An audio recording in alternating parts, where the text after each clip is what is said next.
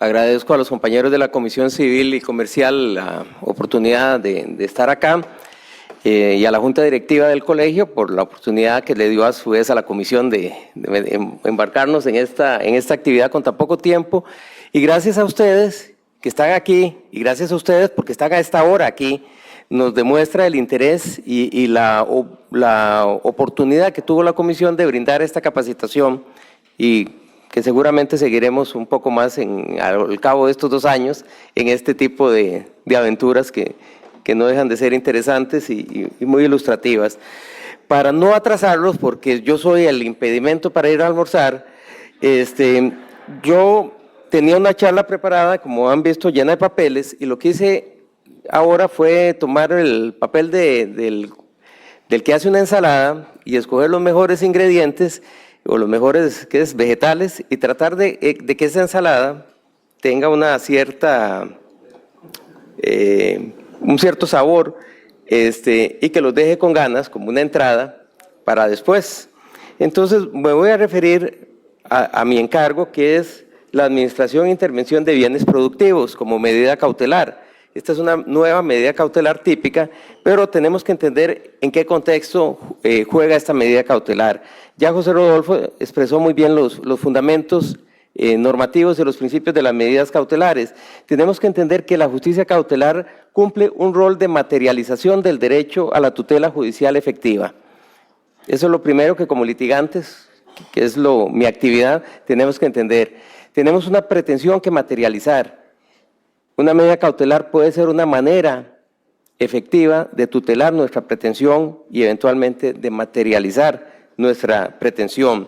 Un proceso que no tutele efectivamente a la parte necesitada de medidas oportunas y eficientes es un proceso que se convierte en un verdadero fraude.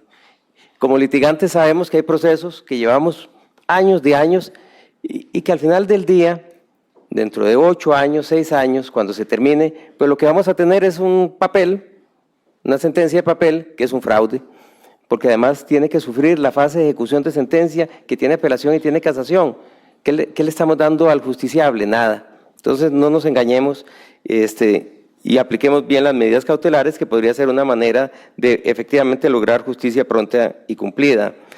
Las medidas cautelares buscan justicia efectiva, por lo tanto las medidas cautelares a solicitar siempre tienen que ser necesarias y adecuadas. Y para que una medida cautelar sea necesaria y adecuada, se requiere que el abogado justifique, y es aquí el deber de prepararnos que tenemos todos, tenemos que argumentar y tenemos que persuadir al juez, ahora en una audiencia oral, de que lo que estamos solicitando es adecuado, que es oportuno, que es necesario. Ya no basta llenar hojas y hojas de tinta, sino que hay que argumentar y persuadir. Entonces el nuevo código o la oralidad nos va a llevar a aprender técnicas de persuasión, técnicas de argumentación, técnicas de presentación oral y de convencimiento. No es hacer teatro, pero las técnicas de teatro a veces ayudan. ¿Qué busca el artículo 78 del nuevo código? Proteger la tutela de intereses en juego en el debate. La medida cautelar va hacia eso, proteger los intereses en juego de una de las partes necesitadas de cautela.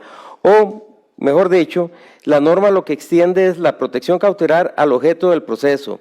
La protección cautelar va hacia la pretensión que se está debatiendo, que se está pidiendo.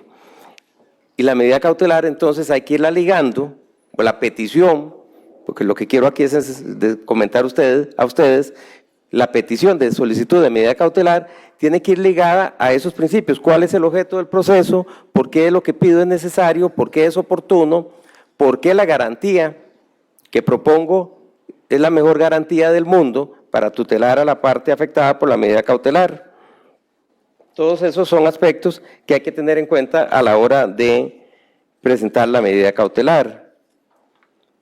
Finalmente, otro aspecto que es interesante, que lo mencionó José Rodolfo y que yo deseo resaltar, porque nos va a llamar en la vida práctica la atención, es que el artículo 92 señala que el tribunal puede adoptar, aparte de la medida cautelar que le estoy pidiendo, puede adoptar cualquier otra que el juzgador considere necesaria para asegurar la efectividad de la tutela judicial que pudiera otorgarse en sentencia. Es decir, que el juez no está sujeto a una interpretación estricta que hemos tenido siempre del principio de congruencia.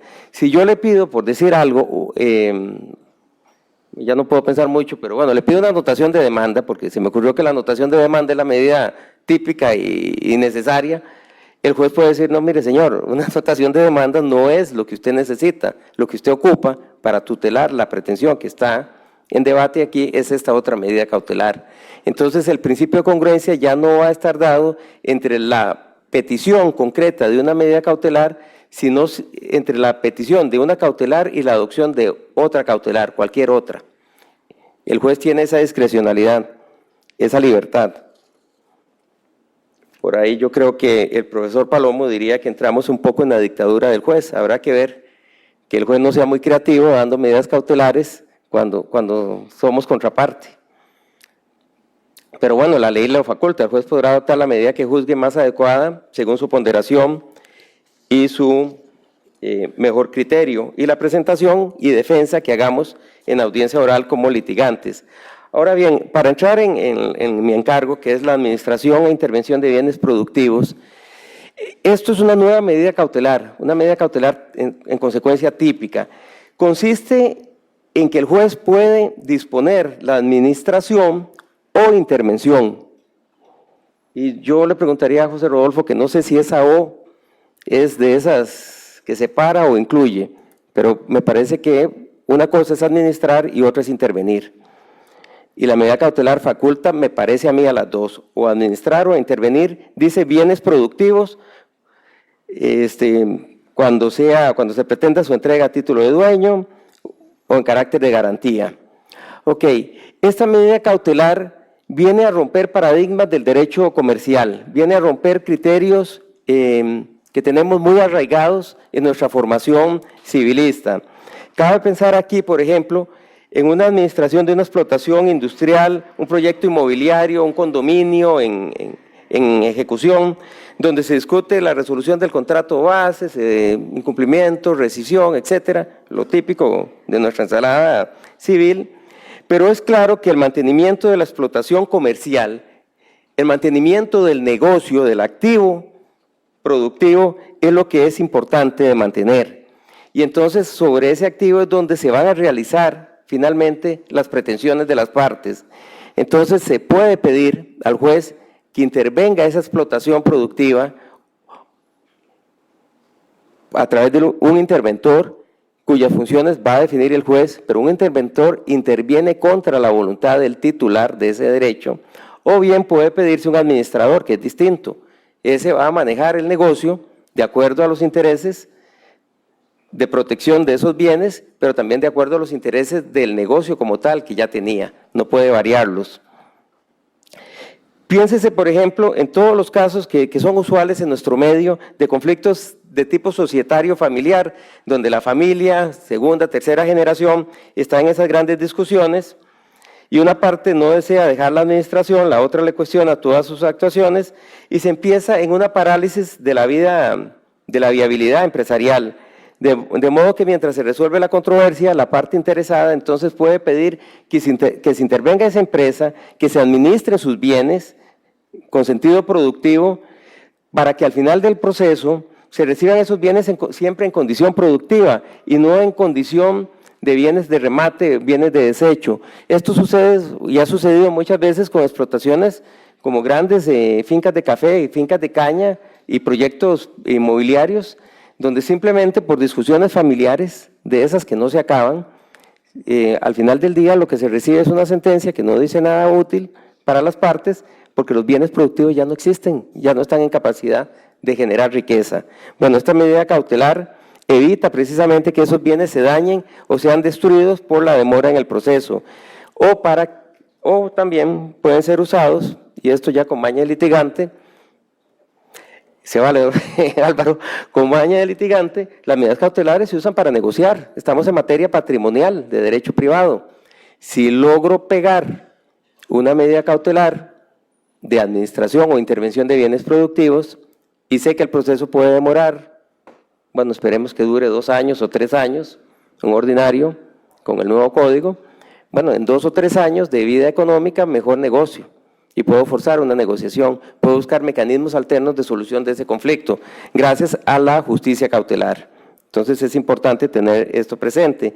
Se me decía cuando preparaba esta charla que estas nuevas medidas cautelares típicas podrían entrar en contradicción con el derecho mercantil tradicional, en una colisión aparente de derechos. Puede haber el caso, y existen en la práctica, la necesidad de levantar el velo social para integrar la litis. Piénsese en bienes productivos como un grupo de sociedades que administran en realidad un solo negocio, pero tenemos que romper el velo social para descubrir ese grupo de interés económico y que la medida cautelar que se pida sea realmente eficiente y adecuada. Por ejemplo, intervenir la sociedad dueña de un inmueble, la sociedad que maneja los medios de transporte, la sociedad que opera realmente el negocio, las sociedades proveedoras. Entonces, en una sola actividad empresarial pueden intervenir 4, 5 o varias sociedades. Ese esquema tributario se rompe gracias a esta medida cautelar y se tutela entonces todos esos bienes productivos. Puede haber necesidad de hacer cesar los poderes registrados en el registro de personas jurídicas. Vamos a nombrar un administrador o un interventor. Entonces, la administración de la empresa tiene que desaparecer temporalmente. Puede haber también la necesidad de impedir a los administradores designados por los socios ejercer sus cargos y presentarse en la empresa. Piénsese que estamos haciendo realmente una administración, una intervención tutelada por el juez. Entonces, ¿qué sucede con los derechos de los socios? ¿Qué sucede con los derechos de los administradores? ¿Qué sucede con los derechos laborales de esos gerentes y esos administradores mientras la medida cautelar está en vigencia? ¿Quién paga el salario de esa gente? Es parte de los daños que eventualmente causa una tutela cautelar y así la garantía tiene que ser eficiente para responder por esos eventuales daños. Algunos también me han dicho que esta tutela cautelar puede ser una violación al derecho de propiedad, al derecho de libre empresa, al ejercicio del comercio, la industria, porque sin que medie una sentencia de fondo que quite los bienes, pues se está removiendo a sus administradores y socios y que podría haber un problema de constitucionalidad en estas normas. En un análisis, digamos, superficial, podemos decir que sí, que eventualmente hay un rompimiento de los derechos constitucionales, pero si vemos los intereses en juego, los derechos constitucionales también que estarían en juego en una medida cautelar, es muy difícil que prospere ese argumento, porque las medidas cautelares también están respondiendo a principios constitucionales de razonabilidad y proporcionalidad. Principios constitucionales que ya la Sala Constitucional ha desarrollado ampliamente y que son principios precisamente que se crean para proteger y tutelar los derechos del justiciable, para no convertir el proceso en un fraude. Estas resoluciones que establecen, cautelares que pueden establecer una administración e intervención judicial de la empresa, pueden ser otorgadas por un plazo determinado, dependiendo del tipo de explotación de que se trate, o pueden ser prorrogadas en el tiempo conforme a las necesidades específicas. Y aquí llamo la atención sobre un concepto también que me dijeron por ahí. Ahora tenemos al juez empresario, porque el juez se convierte en el decisor, en el mejor tomador de la decisión empresarial de esos bienes productivos. Vamos a ocupar con el nuevo código jueces mucho más involucrados en el caso, mucho más preparados, pero jueces que dominen a fondo las complejidades del derecho comercial y del derecho empresarial, porque si no domina eso, no va a entender la administración y los problemas que se pueden presentar en una empresa. Y esto es importante de tenerlo presente, porque lo que se trata es intervenir los bienes para que continúe la explotación intervenida. Y con esto, pues, concluyo, espero haberme ajustado estrictamente al tiempo, por ahí veo la tarjeta amarilla, pero no la vi, y les agradezco a todos, la verdad, la amabilidad y la paciencia de estar aquí. Muchas gracias.